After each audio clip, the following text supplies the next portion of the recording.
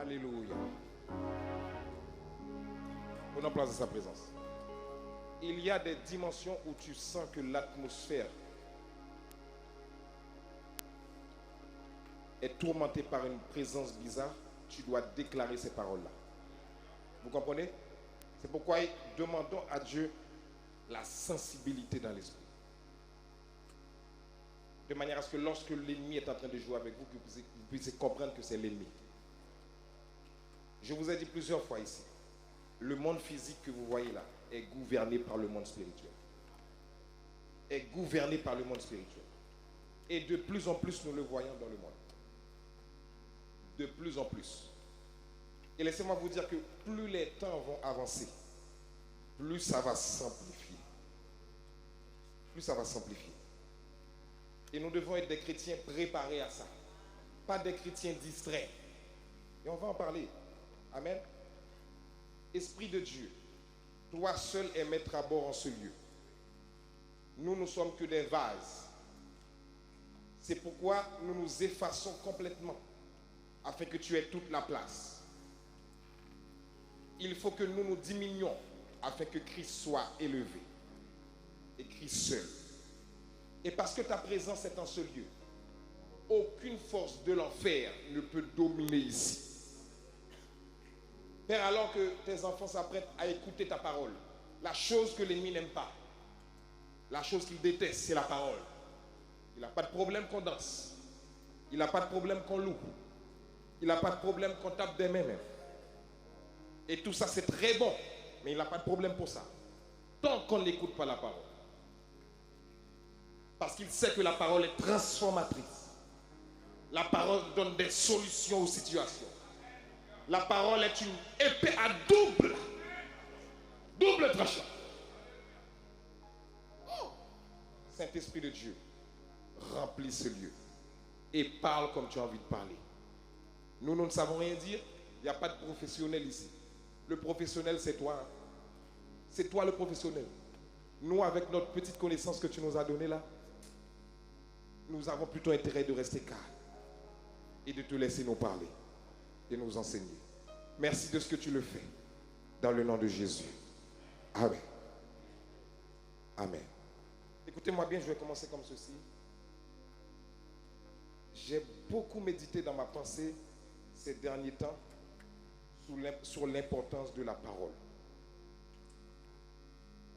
Il arrivera un temps, excusez-moi, et nous sommes en train d'arriver dans ce temps où Satan va empêcher que nous puissions enseigner librement, que nous puissions parler librement.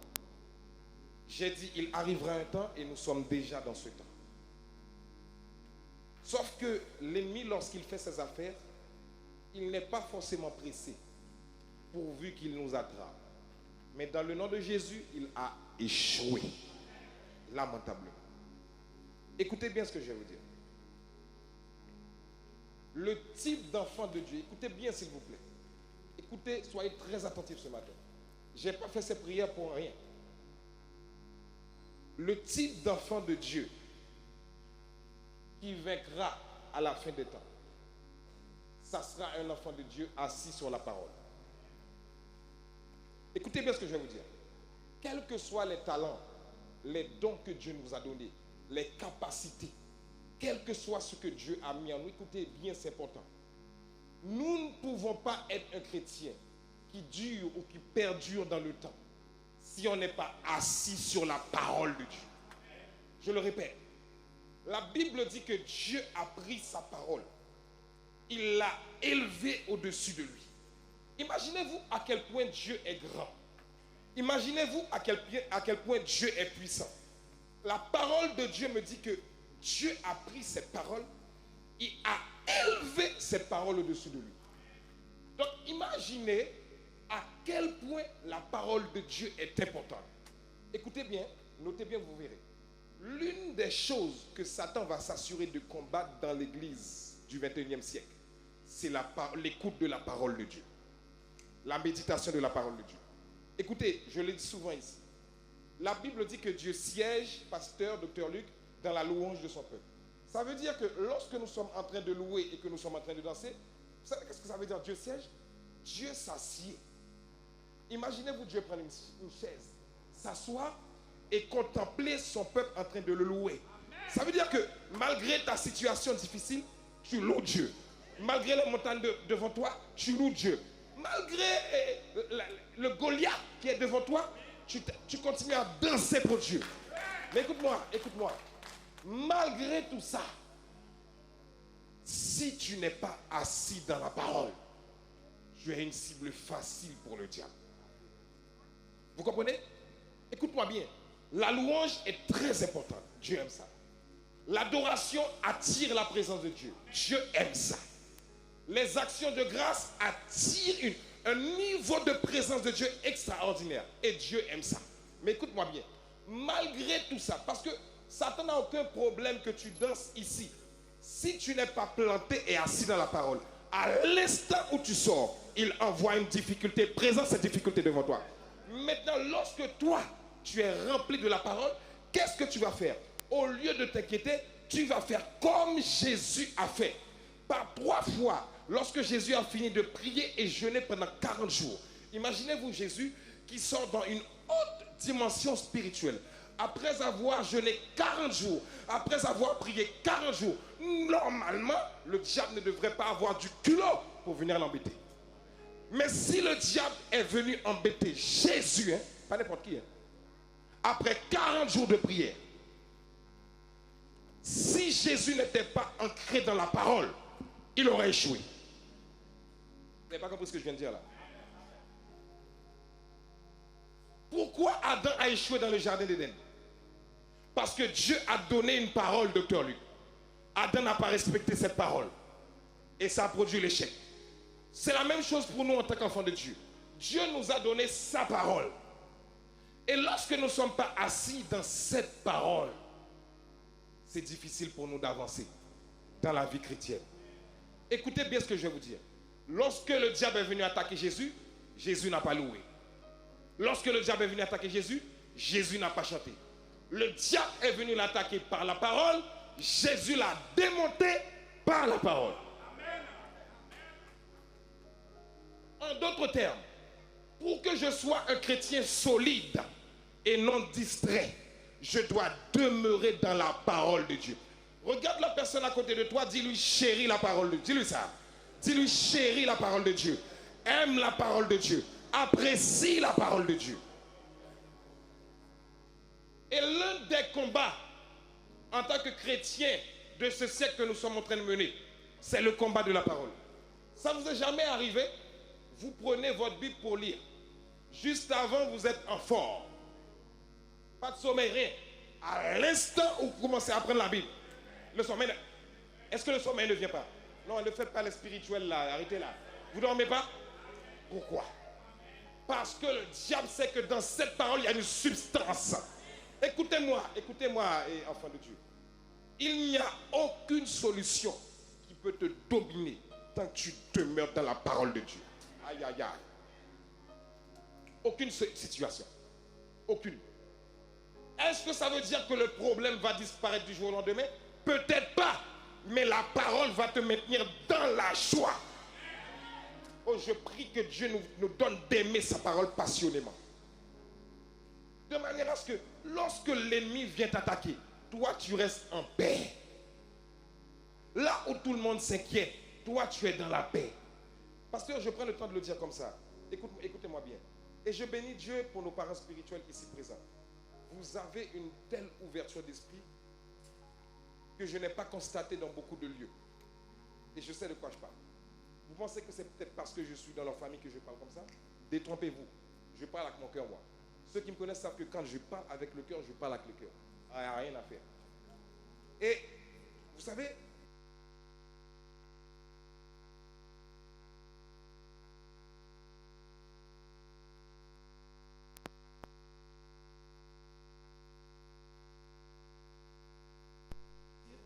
le seul désir du diable, c'est de leur mettre des bâtons dans les roues. Mais le diable a échoué dans le nom de Jésus. Et écoute-moi bien, écoute bien ce que je vais te dire. Il n'est pas bon pour toi que ton leader soit attaqué et que tu t'en réjouisses si c'est le cas. Il n'est pas bon. Parce que après que l'ennemi a fini d'attaquer ton leader, toi, tu es déjà dans son assiette. Vous n'avez pas compris ce que j'ai dit là? Vous n'avez pas compris? Lorsqu'il a fini d'attaquer ton leader, toi, tu es déjà dans son assiette. En d'autres termes, tu étais déjà là sans le savoir. L'homme n'est qu'un souffle. Aujourd'hui, tu te vois là. Demain, tu sais où est-ce que tu seras? Soyons prêts en tout temps. Nous connaissons des personnes qui étaient bien vivantes. Aujourd'hui, c'est difficile. Je ne vais pas citer de choses ici. Mais le temps que tu as dans la présence de Dieu, maximise-le. Prends-le au sérieux. Baigne-toi dans la parole de Dieu. C'est pourquoi moi, écoutez bien, les temps d'enseignement dans la parole, c'est ces temps-là que je privilégie beaucoup. C'est très important. Vous savez, je vais vous dire une chose. Si vous voulez, écoutez, s'il vous plaît, je prends le temps pour parler à cœur ce matin. Et quitte à finir, quitte à couper tout ce que je devais enseigner, c'est pas grave. Mais c'était tellement lourd dans mon cœur, il faut que je le déverse. Parce que je crois que, pasteur, à la fin des temps, Dieu veut préparer le cœur du peuple. Parce que, avec tout ce qui est... Moi, je bénis Dieu pour la nouvelle technologie. Et c'est un très bon moyen d'atteindre le monde. Et il faut que les chrétiens soient à jour et utilisent ces moyens-là. Mais écoutez-moi bien, cependant, si vous n'êtes pas assis sur la saine doctrine, vous allez être distrait et séduit. Vous avez entendu? Vous allez être distrait et séduit. Parce que nous sommes dans un siècle où tout va vite. Écoutez-moi, nous sommes à l'ère de l'information instantanée. Avant, pasteur, lorsque j'avais besoin de faire mes recherches, je devais aller dans un dictionnaire, ouvrir un livre, lire des commentaires, feuilleter, chercher l'information. C'est-à-dire, pour chercher l'information, il faut lire jusqu'à trouver l'information. Maintenant, tu googlises et Google te donne la réponse. Est-ce que c'est mauvais? Non. Mais tu peux tomber rapidement dans des pièges comme ça. Parce que, écoutez-moi, tout le monde peut mettre du contenu. Vous m'avez entendu? Écoutez bien. Il y a des informaticiens ici qui peuvent le dire. Tout le monde peut mettre du contenu. Tout le monde peut mettre du contenu. Maintenant, la question que je te pose. Quel repas manges-tu? Quel est le repas que tu manges? Quel est le repas que tu manges? Quel repas que tu manges?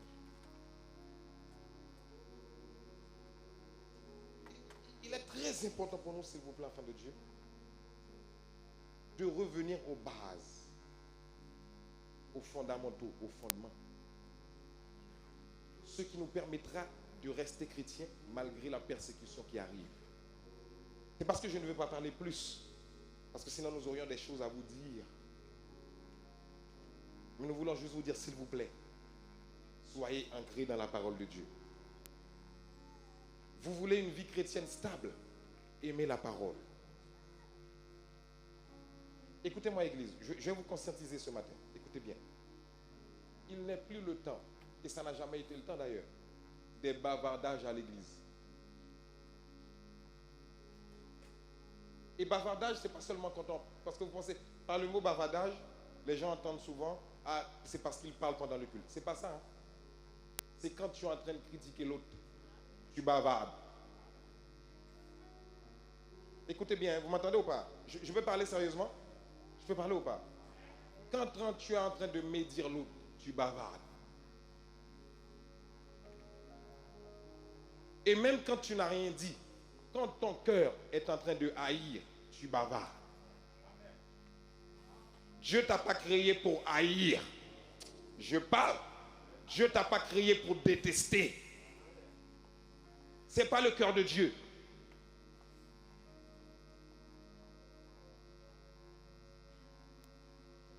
L'église m'entend?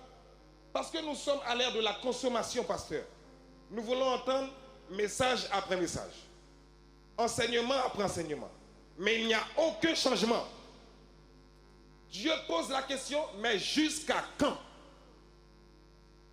Parce qu'à un moment donné de ma vie, moi-même, en tant que leader, je dois m'asseoir et faire une rétrospective. Amen. Moi-même, moi-même qui vous parle là. Je dois m'asseoir et faire une rétrospective intérieure. Dans quel domaine j'ai progressé? Et dans quel domaine je dois encore avancer? Vous m'entendez? Parce que s'il y a 10 ans, on me donnait ce type de nourriture, et puis 10 ans après encore, c'est le même type de nourriture, mais il y a un problème. Et c'est pour ça que l'apôtre Paul a dit aux Corinthiens, moi je pensais que je pouvais passer à la nourriture solide avec vous, mais je me retrouve à encore vous redonner du lait. Mais est-ce que c'est des adultes qui boivent le lait? C'est des adultes qui boivent le lait. Je parle du lait maternel. Hein. Ce ne sont pas des bébés. Pose la question à ton voisin. Dis-lui, je te vois grand là. Tu es dans quelle catégorie? Adulte, bébé ou enfant? Dis-lui ça. Je t'autorise. Dis-lui ça. Dis-lui, je ne te connais pas. Hein. Mais quelle catégorie te positionnes-tu? Vous savez une chose, pasteur? Moi, je bénis Dieu. À chaque fois que je vois une église chérir la parole de Dieu ou qu'il y ait des âmes qui soient sauvées, je suis content pour ça. Je suis tellement content. Mais il y a une chose que je me dis, il y a une question que je me pose de plus en plus face. Et ce n'est pas mauvais, hein, on n'est pas la question mal. Est-ce que les chrétiens recherchent vraiment Dieu ou ils recherchent ce type d'église? Est-ce que quelqu'un me suit? Quelqu'un me comprend ou pas? Non, parce que écoutez-moi, parfois nous pouvons penser chercher Dieu et en réalité ce n'est pas Dieu que nous cherchons. Nous cherchons quelque chose, mais pas Dieu. Moi, je voudrais que la passion qu'il y avait pour Dieu à l'église primitive, où la Bible dit il persévérait dans la communion fraternelle, dans la fraction du pain, dans l'enseignement des apôtres et dans les prières. Je voudrais que ce feu-là arrive dans l'église. Il y a des dimensions de consécration, de persévérance que tu as. Tu n'as pas besoin de prier beaucoup. Tu ouvres la bouche, tu sens la présence de Dieu déjà descendre et te remplir. La raison pour laquelle, souvent dans les églises, nous nous battons pour que la présence de Dieu nous remplisse, c'est parce que nous-mêmes, personnellement, nous n'avons pas une discipline à rechercher la présence de Dieu. Est-ce que l'église m'entend? C'est-à-dire que nous attendons le prochain dimanche pour que quelqu'un m'amène la présence de Dieu. Mais écoute-moi, ce n'est pas à quelqu'un de t'amener la présence de Dieu. Toi-même, quand tu es dans la semaine, cherche cette présence. Désire-la. Maintenant, imaginez-vous que chacun d'entre nous commence à chercher la présence de Dieu. Quand tu viens là le dimanche, uniquement tu mets tes pieds, le diable commence à partir. Tu n'as même pas encore parlé. Tu mets tes pieds, bam! C'est comme des missiles, des rafales de balles que tu mets dans le camp de l'ennemi parce que tu es rempli d'une présence extraordinaire, tu es rempli d'une présence surnaturelle, tu es rempli d'une présence extraordinaire. Et lorsque tu parles, ta parole devient une épée à double parce que tu es rempli de la présence de Dieu. L'église m'entend? Mais ce qui fait ça, c'est la parole de Dieu. La parole de Dieu. Et il y a la parole sous toutes ses formes. Vous voulez version papier? Elle est là. Vous voulez version audio?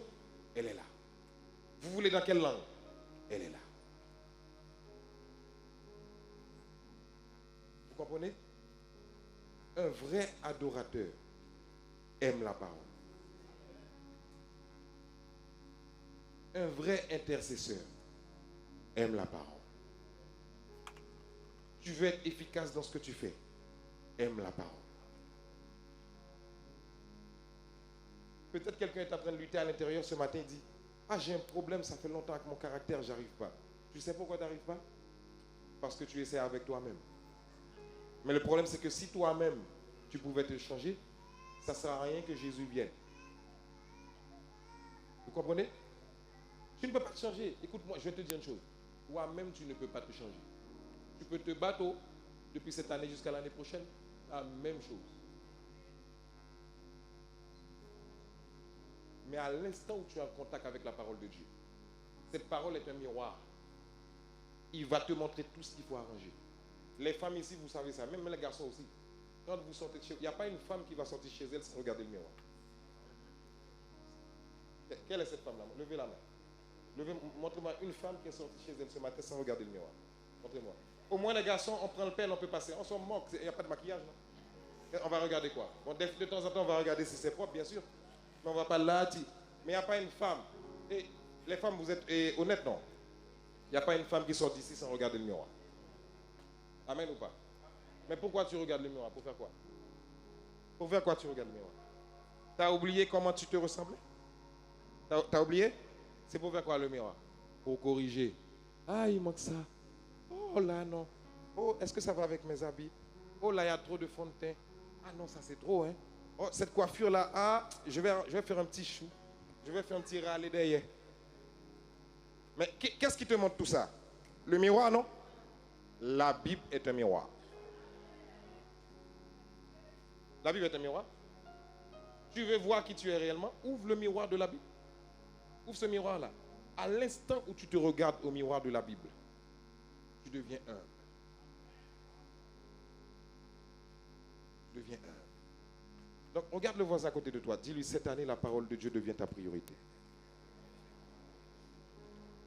Et je vous promets d'arrêter tout à l'heure. Je vous le promets. Vous allez voir. J'ai besoin de 3 personnes avec moi. S'il vous plaît. J'ai besoin d'illustrer quelque chose ce matin. Ah, je vous ai promis d'arrêter tout à l'heure, mais il y a des conditions, attention. Si on perd trop de temps. Amen. Gloire à Dieu. Acclamons le Seigneur pour eux. Bien. Vous savez une chose, je vais le réexpliquer encore ici ce matin. Et ça doit être la base. Ça doit être la base de toute votre vie. Merci, mesdames. Ça doit être la base de toute votre vie. Écoutez-moi. Il y a, je vais dire, on va rester sur 2 types. On va rester sur 2 types aujourd'hui. Il y a 2 types de chrétiens que nous pouvons avoir dans les églises. Nous avons le chrétien qui est sauvé, qui attend d'aller au ciel, mais complètement inconscient de son identité. Vous comprenez? Il y a maintenant l'autre type de chrétien qui sait qu'il est sauvé, mais n'attend pas le ciel. Pendant qu'il est sur la terre, il veut manifester la gloire de Dieu. En d'autres termes, il veut rendre Dieu visible. Parce que vous n'avez pas été sauvé pour vous ou pour aller au ciel. Vous avez été sauvé pour rendre Christ visible sur la terre. Ça veut dire quoi? Est-ce que quand quelqu'un te voit, la personne a envie d'aimer Christ? Vous comprenez ou pas? Est-ce que cette personne voit au moins un petit soupçon de caractère de Christ en toi? Et quand nous naissons de nouveau, c'est bien accepter Christ. Hein? Accepter Jésus, waouh. C'est la porte d'ouverture. Je le dis tout le temps. Mais ce n'est pas là que ça s'arrête. Hein? Si tu t'arrêtes là, tu as échoué ta vie sur terre. Quelqu'un m'a entendu? Ce n'est pas ta profession qui te qualifie de réussir ta vie sur terre. C'est ta connexion avec Dieu. Quelqu'un m'entend? Je reprends. Ce n'est pas ce que tu fais là qui qualifie de réussite. Ce que les hommes peuvent appeler réussite, ce n'est pas forcément pour Dieu que tu as réussi. Vous comprenez ou pas? Parce qu'à la fin de la journée, toute personne qui travaille, à un moment donné, la retraite va frapper à ta porte. Quelqu'un m'entend? Quand elle frappe à ta porte, il y a quoi après? Vous comprenez ce que je suis en train de dire? Donc, pour comprendre comment je dois fonctionner, écoutez-moi. Pour être un chrétien efficace dans la vie, je ne peux pas être un chrétien efficace dans la vie si je ne suis pas spirituel. Ça va? Oh Jésus, aide-moi à comprendre. Des fois, j'entends chrétien pratiquant, etc. Mais qu'est-ce que ça veut dire chrétien pratiquant pour vous? Parce que pratiquant pourrait sous-entendre que tu pratiques une religion. Mais Dieu ne veut pas que tu restes au niveau de la pratique. Dieu veut que tu sois chrétien. Parce qu'il y a une différence entre pratiquer quelque chose et être la chose. Ça va ou pas? Écoute-moi bien. Lorsque tu viens de naître dans le monde de Dieu, Je vais le faire comme ça. Le monde de Dieu, c'est le monde spirituel. Soit dit en passant, il y a deux mondes spirituels. Il y a le monde spirituel négatif, il y a le monde spirituel positif. Lorsque tu nais de nouveau, tu nais dans le monde spirituel positif, le monde de Dieu. Quand tu nais, ton esprit reprend vie. Est-ce que vous savez que même les païens sont un esprit? Même ceux qui ne croient pas en Dieu là. Mais la seule différence entre nous, quelle est la différence? C'est que leur esprit est mort. C'est pour ça qu'on dit qu'ils ne sont pas vivants. Bien que vivants physiquement, mais morts spirituellement. Lorsqu'Adam a péché, la mort que Dieu a constatée, ce n'est pas la mort physique. Ah bon, Adam est mort physiquement des années après, mais la première mort qui a eu lieu, c'est la mort spirituelle. Ça sous-entend quoi? Ça dénote quoi? Ça dénote que la partie spirituelle est au-dessus. Et quand Adam est mort, son esprit a cessé de vivre. Maintenant, écoutez-moi bien. Quand son esprit a cessé de vivre, qui a commencé à vivre?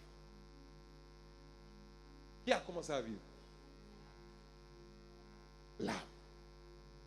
Mais l'âme a commencé à vivre à partir de quoi? À partir de tout ce que offre ce monde avec son péché. Parce que quand Adam a désobéi, le péché automatiquement est entré. Maintenant, au lieu que Adam soit sous la conduite de Dieu, il est sous la conduite de qui? De qui? De Satan. Satan est devenu son maître. Donc, puisque Satan est devenu son maître, il a commencé à faire tout le contraire de ce que Dieu demande. Donc, il a commencé à vivre par son âme au lieu de vivre par son esprit. Est-ce que l'Église m'entend? Écoute-moi bien. Et c'est pour ça, parce que l'esprit est mort, le corps d'Adam n'a pas pu vivre éternellement. Oh, quelqu'un n'a pas suivi. Je ne sais pas si vous comprenez un petit peu là. Écoute-moi bien. L'homme est un être éternel à la base. Ou pas de fait pour mourir. Le salaire du péché est... Ok. Maintenant, s'il n'y avait pas le péché, est-ce que tu serais mort? C'est pourquoi vous ne voyez pas une chose. Je m'arrête là pour expliquer un peu. Mais malgré... Ça fait des années que nous entendons des gens mourir. Mais à chaque fois qu'il y a quelqu'un qui meurt, surtout si elle est proche de nous, vous n'avez pas un pincement de cœur profond? Ça vous fait pas mal? Pourquoi? Parce que l'homme n'était pas fait pour mourir. C'est pourquoi on ne s'habitue jamais à la mort. L'homme à la base n'est pas fait pour mourir. Mais quand on devient chrétien, il n'y a pas de mort. Parce qu'avec Jésus, c'est fait maisier. Mais pourquoi? Pourquoi le chrétien ne meurt pas? À cause de ça. Parce que lorsque tu reviens à Jésus, Jésus a la capacité de te donner, car Dieu a tant aimé le monde qu'il a donné son Fils unique, afin que quiconque croit ne périsse point, mais qu'il ait la vie éternelle. Pas la vie seulement, la vie éternelle. L'Église m'entend? Maintenant, puisque cette vie éternelle se trouve là, par le Saint-Esprit, cette vie éternelle, tant que ton âme est soumise à ton esprit, ça va se transmettre dans ton corps. Maintenant, écoute-moi bien. Le corps de péché est amené à mourir, oui. Mais quand Jésus-Christ va revenir, il va te donner un corps glorifié. Et ce corps n'aura point de péché. C'est pourquoi, dans le paradis, aucun homme en Jésus-Christ ne peut mourir. Écoute-moi bien. Vous pensez que Abraham est réellement mort? Vous pensez que Job est réellement mort? Quel exemple je pourrais vous prendre? Vous pensez que Paul est réellement mort? Eux tous, ils nous attendent. Parce qu'en Christ, tu ne meurs pas. Ils ont terminé leur travail sur terre. Ils attendent la gloire. Vous comprenez? C'est pourquoi, écoutez-moi bien, que ce soit quelqu'un qui est ici et quelqu'un qui me regarde en ligne. Si tu n'as pas Jésus, ça ne va pas. Écoute bien, la religion ne peut pas te sauver. La religion. Aucune religion, aussi bonne soit-elle, ne peut pas te sauver. Seul Jésus sauve. L'église m'entend? Maintenant, lorsque tu as fini de naître de nouveau, un bébé, quand tu nais de nouveau, tu es un bébé. Dis à ton voisin, tu es un bébé quand tu viens de naître. Dis-lui ça, tu as peur de le dire? Dis-lui, tu es un bébé spirituel. Bon, ok, tu as peur de le regarder, je te donne quelques secondes pour regarder ton voisin. Dis-lui, tu es un bébé spirituel lorsque tu viens de naître. C'est ce qu'on appelle népios en grec. Pasteur, c'est ça, un népios. Bébé, hein, en grec, népios. C'est-à-dire, tu es un bébé. Maintenant, tout bébé qui est arrivé au monde et la mère laisse ce bébé sans nourrir ce bébé est amené à mourir. Parce que le bébé a besoin qu'on le nourrisse. Ça va? Maintenant, qu'est-ce qui se passe? Pour que tu puisses grandir, parce que quand tu viens d'accepter Christ, tu n'as pas encore grandi. Hein? Pour que tu puisses grandir, tu as besoin d'être assis dans la parole. L'église m'entend? Qu'est-ce que je viens de dire? Tu as besoin d'être assis où ça? Donc, si tu n'es pas assis dans la parole, est-ce que tu es en train de grandir? C'est pourquoi on retrouve des chrétiens 20, 40 ans, même 50, 60 ans après, le caractère n'a pas changé. Même bagaille là. Vous comprenez ou pas? Parce que l'une des choses que la religion vient faire, la religion vient nous faire quoi? Et on peut être chrétien et être religieux.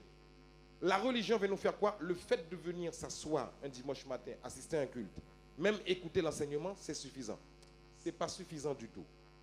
Il faut que la Bible dit qu'ils persévérèrent dans l'enseignement des apôtres. C'est-à-dire qu'ils mangeaient la parole. Ils savouraient la parole. Et Jésus avait tellement compris ça, passe. Il a dit, ma nourriture est de faire la volonté de mon Père. Or, la volonté de mon Père se trouve où? Dans sa parole. Je pose une question. Tu vis pour qui sur terre? Pour toi? À l'instant où tu as été sauvé, tu ne vis plus pour toi-même. Si je vis, ce n'est plus moi qui vis, mais Christ. Lorsque Christ vit en toi, tu ne peux pas critiquer. Lorsque Christ vit en toi, tu ne peux pas médire. Lorsque Christ vit en toi, tu ne peux pas avoir des intentions méchantes. Lorsque Christ vit en toi, ton cœur ne peut pas être rempli de haine. Lorsque Christ vit en toi, il y a une différence qui se fait voir. L'église m'entend? Christ ne peut pas vivre en toi. Et puis tu as quelqu'un que tu détestes au plus profond de ton être. Christ ne peut pas vivre en toi. Et puis tu demeures dans le mensonge. Je n'ai pas dit que ça ne peut pas arriver une fois par inadvertance sans faire attention. Tu as peut-être menti une fois comme ça. Mais tu vas te repentir, Dieu te pardonne. Mais c'est là où on vivre dans la bagaille là. C'est lorsque tu vis dedans. Et puis tu arrives à un stade où ça ne te fait plus rien. Et c'est là que tu deviens une cible pour le diable. L'église m'entend?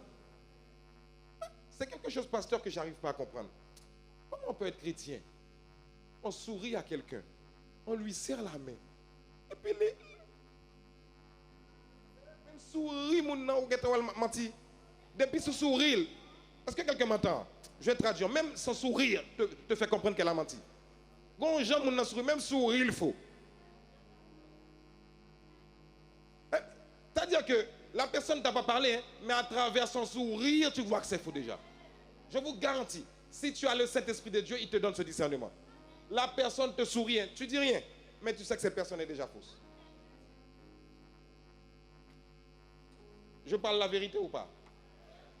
Mais moi, je me pose la question. Comment on peut être chrétien et être dans cet état?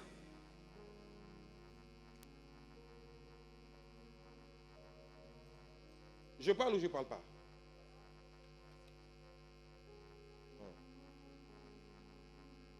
Non. Parce que si la parole est prêchée quelque part, c'est pour une transformation. Il y a des gens, pasteur, Il voit la personne déjà dans la bassesse. Tu ne sais pas ce que la personne traverse. Au lieu de t'approcher d'elle, de dire, est-ce que je peux t'aider au moins dans la prière? Tu la critiques. Tu sais ce qu'elle traverse? Tu sais ce qu'elle endure?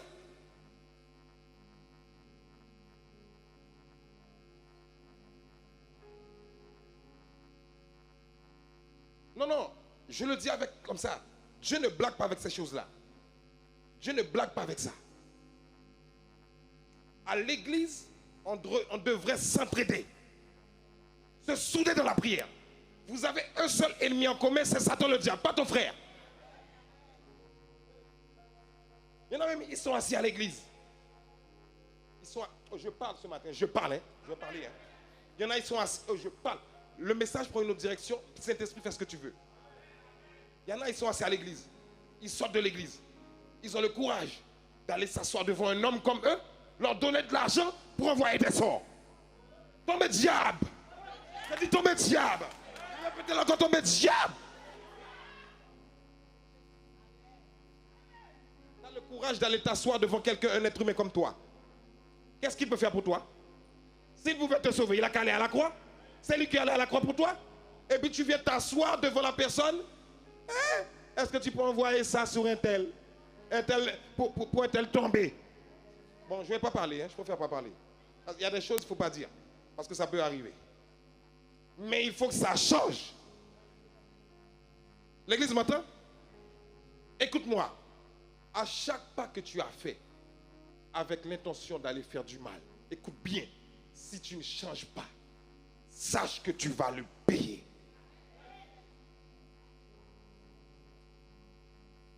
Tu n'as pas mis quelqu'un sur terre. Je répète, tu n'as pas mis quelqu'un sur terre. C'est toi qui l'as envoyé sur terre. Tu sais d'où il vient. Tu connais sa destinée. Tu sais combien de temps il doit vivre sur la terre. Et toi, tu veux enlever sa vie avant son temps. Et tu penses que Dieu va te laisser comme ça? Je parle ce matin. Hein? Je parle. Quelqu'un m'entend? Il faut que ça change dans nos assemblées. Je répète, il faut que ça change dans nos assemblées. Je répète, il faut que ça change dans nos assemblées. Il faut qu'il y ait des repentances. Quelle est cette histoire? Tu écoutes la parole tout le temps et la parole ne te transforme pas. Et je vais t'expliquer pourquoi la parole ne te transforme pas. Parce que tu ne vis pas par l'esprit. Tu vis par ton âme. Et c'est pourquoi la Bible va dire, Dieu est esprit. Il faut que ceux qui l'adorent en esprit et en vérité. La vérité, c'est quoi? C'est la parole. Tu ne peux pas adorer Dieu véritablement si tu n'es pas plongé dans la parole. Parce que la parole va changer ton caractère. La parole va bouleverser ton caractère. La parole va nettoyer ton cœur. La parole va te déranger mais va te guérir. La parole va te blesser mais va te guérir encore. C'est la parole qui fait ça. La parole qui fait ça. La parole qui fait ça. C'est la parole qui fait ça. C'est pas dans mes notes ce que je dis là. Je ne sais pas pourquoi ça a pris cette direction. Mais peut-être quelqu'un ailleurs doit l'entendre. Vous m'entendez? Écoutez ce que je vais vous dire. Oh, my God. My God. Écoute-moi. La puissance de Dieu est suffisante pour résoudre ton problème. Tu n'as pas besoin d'aller voir des féticheurs. Tu n'as pas besoin d'aller voir des marabouts. Tu n'as pas besoin d'aller voir des wangas. Tu n'as pas besoin. Le sang de Jésus est suffisant. Comment peux-tu sortir d'une telle présence et penser qu'un homme peut faire quelque chose pour toi? Pourquoi diminuons-nous la présence de Dieu comme ça? Je vais m'arrêter là. Allez vous asseoir. Merci beaucoup, mesdames. Que Dieu vous bénisse. Acclamons-les. Je préfère arrêter. Merci, mesdames. Je préfère arrêter parce qu'il y a autre chose. Je respecte. Il y a autre chose derrière. Je préfère arrêter. Mais écoutez-moi, mes bien-aimés. Écoutez-moi bien. Écoutez-moi bien. Ce message est un message révolutionnaire dans l'Église. Je le dis, hein. C'est un message révolutionnaire. Satan est en train de séduire les enfants de Dieu. On vient, on chante, on danse ensemble, mais on n'est pas unis dans l'esprit. Nous ne sommes pas unis. Nous ne sommes pas unis. C'est pourquoi nous nous battons pour que la présence de Dieu descende. Mais normalement, on n'a pas besoin de se battre. On vient ensemble, on adore ensemble. Et puis la présence descend. Et quelle que soit la situation qui te tourmentait, cette situation doit déguerpir. Quelqu'un m'entend? Je vous donne un seul verset pour ne pas partir sans vous donner un verset. Je vous le donne et ensuite on commentera une autre fois. L'une des choses que j'avais notées pour vous ce matin, c'est que dans ta situation que tu traverses là, j'ai dit tout à l'heure, tu n'as pas besoin d'aller voir le marabout. Dieu est capable de te donner de la joie dedans. La joie. Ok? Dieu peut te donner de la joie dedans.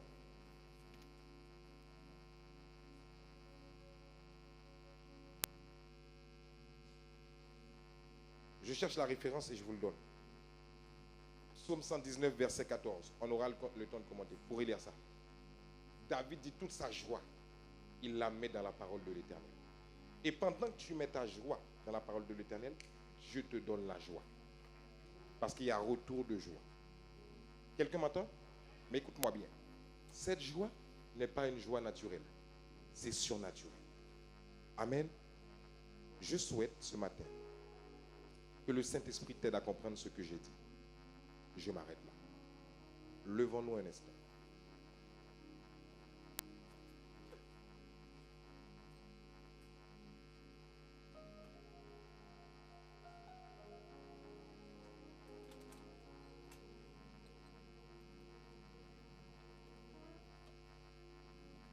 Mets ta main sur ton cœur.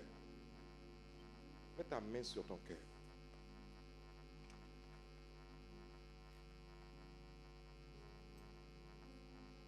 Dis avec moi, Saint-Esprit,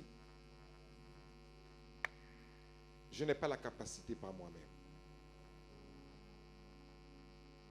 Mais je compte sur toi. Ta parole déclare qu'il envoya sa parole. Et sa parole les guérit. Ce matin, je n'ai pas besoin d'une guérison physique seulement. Mais j'ai besoin d'abord d'une guérison de cœur.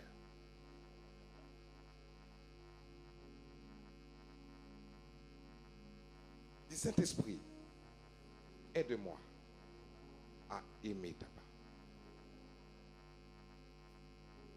Même lorsque je n'ai pas envie, je veux aller dans ta parole. Pendant que je suis là-dedans, tu vas me parler. Esprit de Dieu, mon caractère est entre tes mains. Je te demande pardon pour tous les manquements que j'ai eus. Guéris-moi à l'intérieur. Fais-moi te ressembler.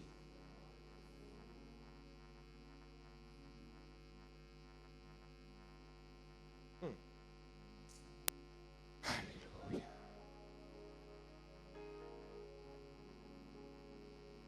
Ne répétez pas, je vais faire une prière. Saint-Esprit, je prie que tu guérisses ton Église.